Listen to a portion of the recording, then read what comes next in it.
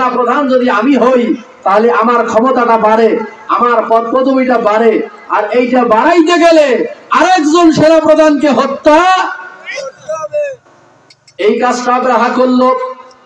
উভয় দলের সেনা প্রধান সে হয়ে গেল মুসলমান।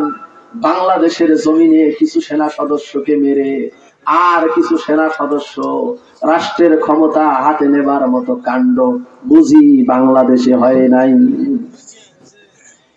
এই জাতীয়রা এই ঘটনা আজকে করে নাই, এই ঘটনাটা আব্রাহার যুগ থেকে চলে এসেছে।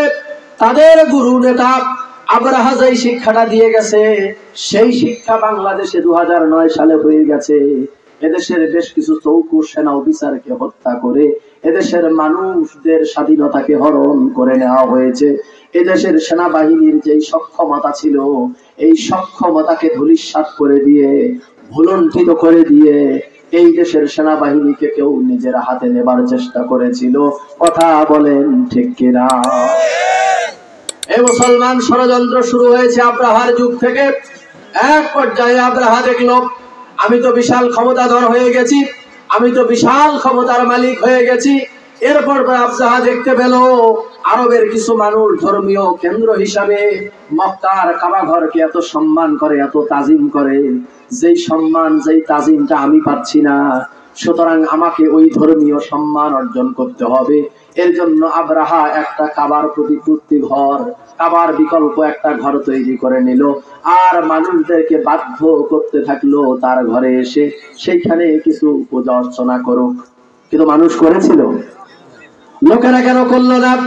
এখানে তার হিংসা হলো, কাবার বিরুদ্ধে সে ষড়যন্ত্র করলো, কাবাকে সে ধ্বংস করে দেবে, কাবার কোনো চিহ্ন রাখবে না। যদি কাবার কোনো চিহ্ন না থাকে, মসজিদ যদি না থাকে, তাহলে মানুষ মসজিদে নামাজ পড়তে যাইবে কি করে?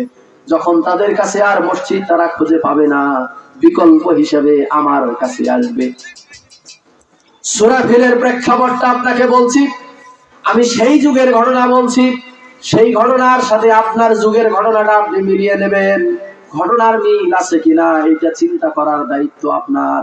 আমি শুধু আপনাকে বোঝাতে চাচ্ছি, আব্রাহা চিন্তা করতেছে অন্য কোনো জায়গায় কোনো মসজিদে কোনো ইবাদত বন্দেগী চলবে না, অন্য কারো ইমামতি চলবে না, সব ইমাম ধরিয়া জেলত হবো, সব মসজিদ ভাঙি চুরি দেব।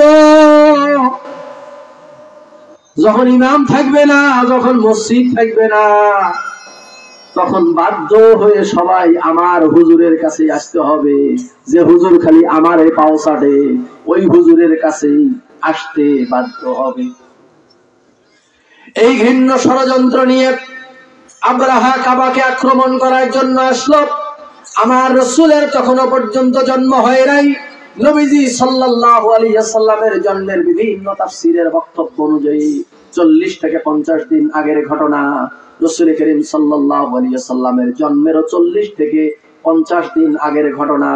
রাসূল করিম সাল্লাল্লাহু আলাইহি ওয়াসাল্লামের দাদা আব্দুল মুত্তালিব সেই সময়ে কাবার রক্ষক, কাবার দেখাশোনার দায়িত্ব কাবার মুতাওয়াল্লি, তার হেফাজতে সেই কাবা ঘর। সারা দুনিয়ার মানুষেরা সেখানে এসে এক আল্লাহকে স্মরণ করে, যারা তৌহিদবাদী আর যারা শিরকবাদী তারা ওই কাবার ভিতরে মূর্তি রেখে সেই সমস্ত দেবদেবী মূর্তি, তাদের বাপদাদা পূর্বপুরুষের মূর্তি টাঙিয়ে নিয়েছে, বানিয়ে নিয়েছে, সেই মূর্তিগুলোর পূজা অর্চনা করে। এমন একটা পরিস্থিতিতে আব্রাহা কাবাকে আক্রমণ করতে আসলো। আব্দুল মুত্তালিব রাসূলের দাদা, হাতে কোনো সৈন্য সামন্ত নাই, হাতে কোনো বিশাল বাহিনী নাই, সাধারণ মানুষ, নিজের পরিবার পরিজন আলাহাল সাধারণ মানুষদেরকে নিয়ে একেবারে সাধারণ জীবন যাপন করে। কিছু মানুষ ব্যবসা বাণিজ্য করে, কিছু মানুষ মরুভূমিতে উট ভেড়া লালন পালন করে জীবন জীবিকা নির্বাহ করে, আর অল্প কিছু মানুষ আছে সামান্য কৃষি কাজ করে। কারণ আরবের মক্কা অঞ্চলটা খুবই মরুময় অঞ্চল, পাহাড়ি পার্বত্য অঞ্চল, মদিনা কেন্দ্রিক কিছুটা কৃষি কাজকর্ম হয়। মক্কার মানুষ খুব বেশি কৃষি কাজকর্ম করতে পারে না। কৃষি বলতে প্রধান যেটা সেটা হলো খেজুরের চাষ। এই মানুষগুলো যুদ্ধবিদ্যায় অত বেশি পারদর্শী ছিল না। এই মানুষগুলো শান্তিপ্রিয় মানুষ ছিল। অন্য মানুষদের সাথে যুদ্ধ বিগ্রহ, মারামারি, কাটাকাটি, খুনাখুনি, হানাহানি এরকম তারা খুব বেশি করতো না। তবে কিছু মানুষ সে যুগেও ছিল যারা লুটতরা ছিনতাই করে খাওয়া, রাহাজানি করে খাওয়া, মানুষের সম্পদ লুট করে খাওয়াই তাদের প্রবণতা ছিল, তাদের পেশা ছিল। এটাই আইয়ামে জাহিলিয়াতের একটা অংশ। তবু আরবের একটা বড় অংশ জুড়ে সেকালেও সুনাম সুখ্যাতি, আতিথেয়তা, কোন আত্মীয় স্বজনের প্রতি সম্মান করা, এই সব আচরণগুলো তাদের মধ্যে ছিল। সর্বোপরি আব্রাহা কাবাকে আক্রমণ করার জন্য যখন চলে আসে, এমন একটা পরিস্থিতিতে রাসূলের দাদা আব্দুল মুত্তালিব তিনি দেখলেন এই আব্রাহার বিশাল সৈন্যবাহিনীর মোকাবেলা করা আমাদের পক্ষে সম্ভব নয়। তিনি আল্লাহর ঘরকে আল্লাহর হেফাজতে, আল্লাহর জিম্মায় রেখে নিজের পরিবার পরিজন নিয়ে যখন নিরাপদ আশ্রয়ে চলে গেলেন, তিনি তো পরিষ্কার বুঝে নিয়েছেন এই বিশাল বাহিনীর মোকাবেলা, এই যৌথ বাহিনীর মোকাবেলা, এই দেশি বিদেশি ষড়যন্ত্রের মোকাবেলা আমার পক্ষে করার সম্ভব হচ্ছে না। আল্লাহর ঘরের হেফাজতের দায়িত্ব আল্লাহর জিম্মায় দিয়ে তিনি যখন চলে গেলেন, আল্লাহ রাব্বুল আলামিন এমন একটা কঠিন মুহূর্তে, যেদিন আল্লাহর ঘর হেফাজত করার জন্য, আল্লাহর দ্বীন হেফাজত করার মতো বিকল্প কেউ আল্লাহর জমিনে থাকলো না, রব্বুল আলামিন সরাসরি নিজের পক্ষ থেকে প্রতিনিধি প্রেরণ করে তিনি তার ঘরকে হেফাজত করে দিলেন। আল্লাহ পাক বলছেন, ইন্না আউওয়ালা বাইতিন উদিআ লিন-নাসি লাল্লাযী বিবাক্কাতা মুবারাকাত। নিশ্চয় আল্লাহর জমিনে, আসমানের নিচে জমিনের উপরে আমি রব্বুল আলামিন এই পৃথিবীবাসীর জন্য সর্বপ্রথম যেই ঘরখানা নির্মাণ করেছি, সেই ঘরটি হচ্ছে কাবা ঘর, যেটার মধ্যে রয়েছে বরকত, বরকতে পরিপূর্ণ। আমার এই ঘরকে কেন্দ্র করে কেউ যদি ষড়যন্ত্র করে, আমি আল্লাহ স্বয়ং তারে নিশ্চিহ্ন করে দেই। আমার প্রিয় দিনী ভাই সব, এমন একটা পরিস্থিতিতে আল্লাহ রাব্বুল আলামিন তার ঘরকে হেফাজত করবার জন্য যখন কেউ সামনে রইল না, রব্বুল আলামিন তার পক্ষ থেকে এমন এক বাহিনী প্রেরণ করে দিলেন, যেই বাহিনীর কথা আল্লাহ পাকের পক্ষ থেকে প্রেরণ হবার আগে কেউ ঘুণাক্ষরেও চিন্তা করেনি। আপনি আমি কখনো ভাবিনি, আপনি আমি কখনো উপলব্ধি করিনি, আজকের ডিসেম্বরে সারা সুন্দরগঞ্জে, সারা দেশে যেই পরিমাণ কোরআনের প্রোগ্রাম আপনি আমি করতে পারছি, এই রকম ডিসেম্বর মাস আজ থেকে 1 বছর আগেও বাংলার জমিন থেকে গেছে কিনা? গেছে কি গেছে না? এই মুসলমান, আপনার কাছ থেকে জানতে চাই, এখনো ডিসেম্বর চলছে, 1 বছর আগেও ডিসেম্বর গেছে, এই ডিসেম্বরে কোরআন উন্মুক্ত করে নিয়ে এই মজলিসে আপনি আমি বসতে পেরেছি। 1 বছর আগের ডিসেম্বরেও কি এরকম বসার পরিবেশ ছিল কি ছিল না? ছিল নাকি? তো আপনি আমি উপলব্ধি করতে পারি নাই। 2023 সালের ডিসেম্বরে আপনি আমি এটা ভাবি নাই 24 ডিসেম্বরে কোরআন উন্মুক্ত করে নিয়ে কোরআনের ময়দানে আপনি আমি বসে যাব, এটা আমরা ভাবতে পারি নাই। আল্লাহ পাক বলছেন, বান্দারে তোমরা যখন আমার দ্বীন, আমার হেফাজতে ছেড়ে দিয়ে গেছো, আমার এই দ্বীনকে হেফাজত করার দায়িত্ব আমি আল্লাহ স্বয়ং নিজে নিয়েছি। আল্লাহ পাক বলছেন, ইন্না নাহনু নাযালনাল যিকরা ওয়া ইন্না লাহু লাহাফিজুন।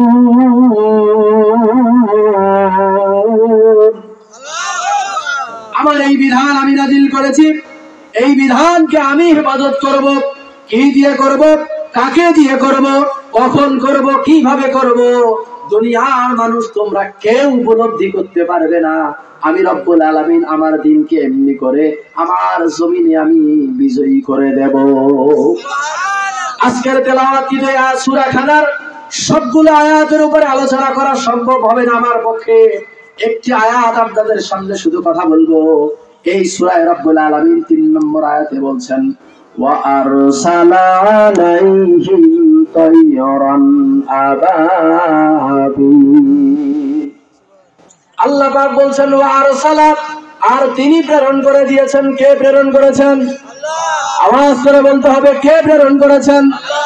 আল্লাহ পাক বলছেন ওয়া আরসালা, আর তিনি প্রেরণ করেছেন আলাইহিম, তাদের উপরে। কাদের উপরে? ওই হাতিওয়ালাদের উপরে, যারা তদানীন্তন যুগের সবচেয়ে প্রশাসনিক ক্ষমতা, সবচেয়ে বিভিন্ন বাহিনীর, পুলিশ বলেন, আর্মি বলেন, র্যাব বলেন, বিজিবি বলেন, এখন যেমন সবচেয়ে ভারী অস্ত্র, সবচেয়ে শক্তিশালী অস্ত্র আমরা ধরি, ঠিক সেই যুগের ভারী অস্ত্র সমরাস্ত্র ছিল। যুদ্ধের ময়দানে হাতিটা ছিল সে যুগের সবচেয়ে ভারী অস্ত্র। সেই অস্ত্রে সজ্জিত যেই বাহিনী, সেই বাহিনীর মোকাবেলা রব্বুল আলামিন ছোট্ট পাখি দিয়ে করছেন। বিশাল অস্ত্রের মোকাবেলা ছোট্ট অস্ত্র দিয়ে আল্লাহ করতেছেন। আল্লাহ পাক বলছেন ওয়া আরসালা আলাইহিম, আর তিনি প্রেরণ করেছেন তাদের উপরে। কাদের উপরে? ওই যে হাতিওয়ালাদের উপরে। কার উপরে বলেন? ওয়া আরসালা আলাইহিম, তিনি প্রেরণ করেছেন আলাইহিম তাদের উপরে, আলা আসহাবিল ফিল, আসহাবে ফিলের উপরে তিনি নাজিল করে দিলেন, প্রেরণ করে দিলেন। তাইরান আবাবিল, তাইরুন মানে পাখি, আবাবিল শব্দের অর্থ হচ্ছে দলে দলে, ঝাঁকে ঝাঁকে। আবাবিল কোন পাখির নাম নয়। আমরা ধরে নেই আবাবিল পাখি। কি বলে? বলেন না আপনারা? আবাবিল শব্দের অর্থ হচ্ছে দলে দলে, ঝাঁকে ঝাঁকে। বিশেষ কোন পাখির নাম আবাবিল হতে পারে, কিন্তু আবাবিল শব্দের অর্থ নির্দিষ্ট কোন পাখির নাম নয়। কারণ ওই পাখিগুলো আল্লাহ রাব্বুল আলামিন তার বিশেষ সৈন্য করে দুনিয়ার জমিনে প্রেরণ করেছিলেন। আল্লাহ রাব্বুল আলামিন তার হুকুমে তাদেরকে প্রেরণ করেছেন এক বিশেষ কাজের জন্য। আজকের এই তেলাওয়াতকৃত আয়াতখানার একটি শব্দ আমি পরিবর্তন করে দিয়ে একটু বলি। আমার কেন জানি মনে হয় যদি কোরআন নাজিলের ধারাবাহিকতা শেষ না হতো, যদি আজকের যুগে কোরআন নাজিল হওয়ার সুযোগ থাকতো রে মুসলমান, তাহলে হয়তো আল্লাহ রাব্বুল আলামিন এই আয়াতটাকে একটু পরিবর্তন করে দিয়ে রব্বুল আলামিন হয়তো এমন একটা আয়াত নাজিল করে দিতেন যেটা বাংলাদেশের জমিনে অত্যন্ত প্রাসঙ্গিক। আমি আমার ভাষায় বলে থাকি ওয়া আরসালা আলাইহিম তালিবান আবাবিল। বিগত 15-16 বছরে বাংলার জমিনে মুসলমান উপলব্ধি করতে পারে নাই আল্লাহর জমিনে আল্লাহর দ্বীনটা কিভাবে বিজয়ী করবেন। আল্লাহর জমিনে আল্লাহর কোরআনের কথা বলবার এবং শোনার উন্মুক্ত পরিবেশ আল্লাহ রাব্বুল আলামিন কি দিয়ে করবেন, এটা আপনি আমি উপলব্ধি করতে পারি নাই। কিন্তু আল্লাহ রাব্বুল আলামিন সেই দিনের আসহাবে ফিলকে যেমন ধ্বংস করেছেন ছোট্ট ছোট্ট একদল পাখি দিয়ে, বাংলার জমিনে জালিমদেরকে উৎখাত করেছেন ছোট্ট ছোট্ট একদল ছাত্র ছাত্রীকে দিয়ে। কথা বলেন ঠিক কিনা? এজন্য আমি আমার ভাষায় বলে থাকি, যদি রব্বুল আলামিন আজকের জমিনে কোরআন নাজিল করতেন, বাংলাদেশের প্রেক্ষাপটে যদি আল্লাহ পাক কোরআন নাজিল করে দিতেন, হয়তো রব্বুল আলামিন এমন একটা আয়াত নাজিল করে দিতেন যেই আয়াতে আল্লাহ রাব্বুল আলামিন এই কথাটা বলে দিতেন ওয়া আরসালা আলাইহিম তালিবান আবাবিল, আর আমি তাদের উপরে ঝাঁকে ঝাঁকে প্রেরণ করেছি। মাওলানা ভাই তালিবান মানে কি জানি? আল্লাহ পাক হয়তো বলতেন আর আমি তাদের বিরুদ্ধে ঝাঁকে ঝাঁকে কি পাঠাইছি বলতে হবে, আওয়াজ করে বলতে হবে কি পাঠাইছি। এ দুনিয়ার মানুষ তোমরা তাকাও, আমার দ্বীন আমি কি করে হেফাজত করি। তোমরা বুঝি সবাই ভাবছিলে বাংলাদেশের জমিনে যদি 41 সাল পর্যন্ত স্বৈরাচার থাকে তাহলে আর মুসলমান এদেশে খুঁজে পাওয়া যাইতো না। মাঝে মাঝে আমাদের মনে এই কল্পনা কাজ করছিল। আমরা তো মাঝে মাঝে বলেই ফেলতাম আর নাই শেষ, এইভাবে যদি আর 5টা বছর পায় বাকি যে কয়টা আছে ও কয়টাও ছুবেন নয়। আল্লাহ কয় অপেক্ষা করো, আমার পক্ষ থেকে ঝাঁকে ঝাঁকে কি আসতেছে। আমি কিন্তু আপনাকে আব্রাহার সেই ঘটনা বলছি, যেই ঘটনাটা আজ থেকে শুরু করে 1450 বছর আগে মক্কার জমিনে সংঘটিত হয়েছে। আমি আপনাকে সূরা ফিলের ঘটনাটা বলছি, এই জানাশোনা ঘটনাটাই আপনাকে বলছি। আল্লাহ পাক বলছেন ওয়া আরসালা আলাইহিম তাইরান আবাবিল, আমি ঝাঁকে ঝাঁকে পাখি পাঠিয়ে দিলাম, ছোট্ট পাখি বিশাল হাতিকে একেবারে ধূলিসাৎ করে দিয়েছে। কথা বলেন ঠিক কিনা? ঠিক এমনি কায়দায় বড় বড় বিরোধী শক্তিগুলো, বড় বড় স্বৈরাচার বিরোধী মানুষগুলো বিগত 15-16 বছর তাদের, এই ছেলে, এই তোমার কি কাজ, এর কয় টাকা, এই সারা রাত বেচা কিনা করলে কয় টাকা ব্যবসা হবে, একে আপনারা দিয়ে দেবেন, একে বসায় দেন, কি কাজ তোমার, ওইসব।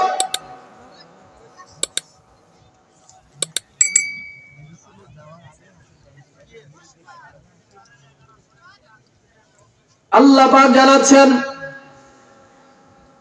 ও দুনিয়ার মানুষ, তোমরা যখন উপলব্ধি করে নিয়েছিলে আর কোন রাস্তা সামনে খোলা নাই, তোমরা যখন মনে মনে ভেবে নিয়েছো চেষ্টা তো কম করি নাই, আমরা তো আর পারলাম না, আল্লাহ যদি একটা ব্যবস্থা করে। তুমি যখন মনে মনে এই কল্পনা করছিলে, জালিমের জুলুম থেকে তুমি যখন নিষ্কৃতি পাবার জন্য আমি রব্বুল আলামিনের কাছে শরণাপন্ন হলে, যখন কোন মজলুম আল্লাহর কাছে ফরিয়াদ করে বলে, মজলুমের ওই ফরিয়াদ গুলো যখন রব্বুল আলামিন শোনে, তখন তিনি বলছেন, আমালাকুম লা তুকাতিলুনা ফি সাবিলিল্লাহ ওয়াল মুস্তাদআফিনা মিনার রিজালি ওয়ান নিসাই ওয়াল وَالْوِلْدَانِ الَّذِينَ يَقُولُونَ رَبَّنَا أَخْرِجْنَا مِنْ هَذِهِ الْقَرْيَةِ الظَّالِمِ أَهْلُهَا وَاجْعَل لَّنَا مِن لَّدُنكَ وَلِيًّا وَاجْعَل لَّنَا مِن لَّدُنكَ نَصِيرًا। আল্লাহ রাব্বুল আলামিন বলছেন, ও দুনিয়ার মজলুম মানুষ, তোমরা যখন জালিমের জুলুম থেকে বাঁচার জন্য আমি আল্লাহর কাছে ফরিয়াদ করো, অসহায় বৃদ্ধ, নারী, পুরুষ, শিশু, তোমরা যখন আমি আল্লাহর কাছে ফরিয়াদ করো, রব্বুল আলামিন তখন আমি তোমাদের জন্য নাজাতকারীর ব্যবস্থা করে দেই। লিল্লাহি তাকবীর, লিল্লাহি তাকবীর। প্রধান মুফাসসিরের আগমন। প্রিয় ভাই সব, রব্বুল আলামিন এমনি করে দুনিয়ার জালিমদের হাত থেকে মজলুমদেরকে নাজাত দেওয়ার জন্য তার পক্ষ থেকে আবাবিল প্রেরণ করে দেন, ঝাঁকে ঝাঁকে আল্লাহর বাহিনী প্রেরণ করে দেন। 2024-এ জালিমকে উৎখাত করে দেবার জন্য, 2024-এর জালিমের হাত থেকে মজলুমকে নাজাত দেবার জন্য আমার আল্লাহ রাব্বুল আলামিন শহীদ আবু সাঈদ, শহীদ মুগ্ধদেরকে ঝাঁকে ঝাঁকে আপনার আমার কাছে প্রেরণ করে দিয়েছেন। কথা বলেন ঠিক কিনা? সুতরাং 2024-এর দ্বিতীয় এই মুক্তিযুদ্ধের পরে, দ্বিতীয় এই স্বাধীনতার পরে যারা এই মুক্তিযুদ্ধের স্বৈরাচার ছিল, যারা 2024-এর এই মুক্তিযুদ্ধের যারা রাজাকার ছিল, এই স্বৈরাচার রাজাকারদেরকে আগামী দিনে বাংলার মসনদে আমরা আর দেখতে চাই না। চাই কি চাই? অবশ্যই চাই না। কিন্তু যে বিবরার গুড় খাওয়ার খায় গেছে, সে বিবরা একবার গুড়ের কাছে একবার যদি গেছে, জীবন গেলেও কিন্তু ওই গুড়ের কাছে আসবে চাবে। ওই জানে ওই স্যাংটার কাছে গেলে আটকে গেলে আর উঠবার বুদ্ধি নাই, তাও কিন্তু দূর থেকে স্যাংটার কাছে বারে বারে আসবে চাইবে। মাঝে মাঝে কবে যে কাছেই আসি, টুপ করি আসবো, আমরাও কিন্তু টোপা দিয়ে ঝুপ করি ধরবো। বিগত 15-16টা বছর চলে গেছে, মানুষের ঈমান আকীদা নিয়ে বহু ষড়যন্ত্র করা হয়েছে, এদেশের সভ্যতা, সংস্কৃতি, মুসলিম তাজিব তামাদ্দুন নিয়ে বহু ষড়যন্ত্র করা হয়েছে, শিক্ষাকে ধ্বংস করে দেওয়া হয়েছে, এই দেশের শিক্ষা ব্যবস্থায় নাস্তিক্যবাদী শিক্ষা দর্শন ঢুকিয়ে দেওয়া হয়েছে। সমাজ, সভ্যতা, রাজনীতি, অর্থনীতি এমন কোন জায়গা নাই। 90% মুসলমানের দেশে সমস্ত মুসলমানি কীর্তি কালচার গুলো অবারিত ভাষায় চালু করে দেওয়া হয়েছে, অবারিত ভাবে চালু করে দেওয়া হয়েছে। এই পরিবেশ বাংলার জমিনে আমরা চাই না, ঠিক কিনা? আগামী দিনের এই বাংলাদেশ যেন এক ইসলামী বাংলাদেশ হিসাবে, আগামী দিনের এই বাংলাদেশ যেন কোরআন সুন্নাহর অনুকূল পরিবেশের বাংলাদেশ হিসাবে আল্লাহ কবুল করেন। আবু সাইদ মুগ্ধদের রক্তের বিনিময়ের বাংলাদেশ যেন এক শান্তি ভারসাম্যপূর্ণ বাংলাদেশ হয়। কথা বলেন ঠিক কিনা? এর জন্য আগামী দিনে কি করতে হবে, সেই করণীয় আমাদেরকে নির্ধারণ করতে হবে। সেই উপযুক্ত পদক্ষেপ যদি আমরা গ্রহণ করতে না পারি, যেই ষড়যন্ত্র শুরু হয়ে গেছে আপনারা জানেন, ঐতিহাসিক সেই বিপ্লবের পরে বাংলাদেশে এমন বহু ঘটনা ঘটছে, যেই ঘটনাগুলো দিয়ে আমরা বুঝতে পারি পার্শ্ববর্তী বহু ষড়যন্ত্র শুরু হয়ে গেছে। অনেকগুলি ষড়যন্ত্রের মধ্যে একটা ষড়যন্ত্র হচ্ছে, বড় কোন জোরদারের বাড়ির আশেপাশে যদি ছোটখাটো 2-4 খন্ড 2-4 শতাংশ জমিওয়ালা কোনো মানুষ থাকে, জোরদার ভাবে এই কানিখান মোর হইলে এ মাল্লিপুরে আমার হইতো, ও কানিটা যদি আমার হইতো, এ বিরিখানপুরে আমার হইতো, চারুপাশে ওনাদের। এখন কয় যে রংপুর আমার, রংপুরটা ওনাদের হইলে কানিখান সই হয়, চট্টগ্রামটা ওনাদের হলে কানিখান মিল হয়। কি অনেক শব্দ দেখা শুরু করে দিয়েছে। যারা দেশের স্বৈরাচারকে দেশ থেকে বিতাড়িত করে নিজের দেশের স্বাধীনতা সার্বভৌমত্বকে রক্ষা করতে পারে, তাদের দেশ নিয়ে যারাই ষড়যন্ত্র করে, আগামী দিনের এই স্বৈরাচারকে আমরা আরো ভালোভাবে পরাস্ত করে, পরাজিত করে, চিরতরে নিশ্চিহ্ন করে দিতে চাই। কথা বলেন ঠিক কিনা?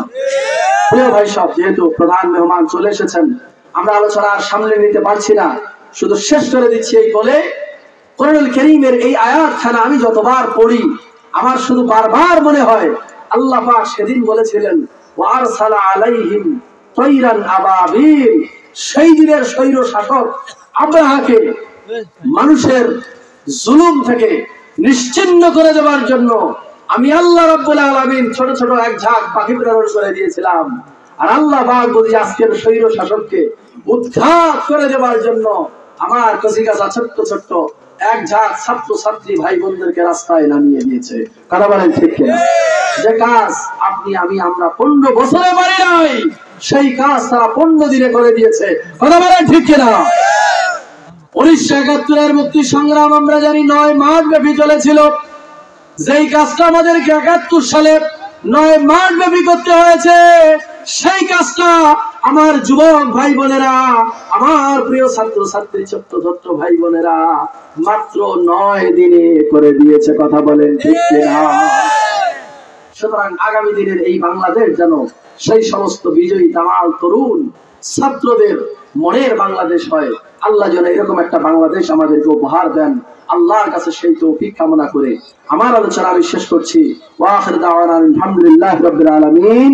আসসালামু আলাইকুম ওয়া রাহমাতুল্লাহি ওয়া বারাকাতুহু।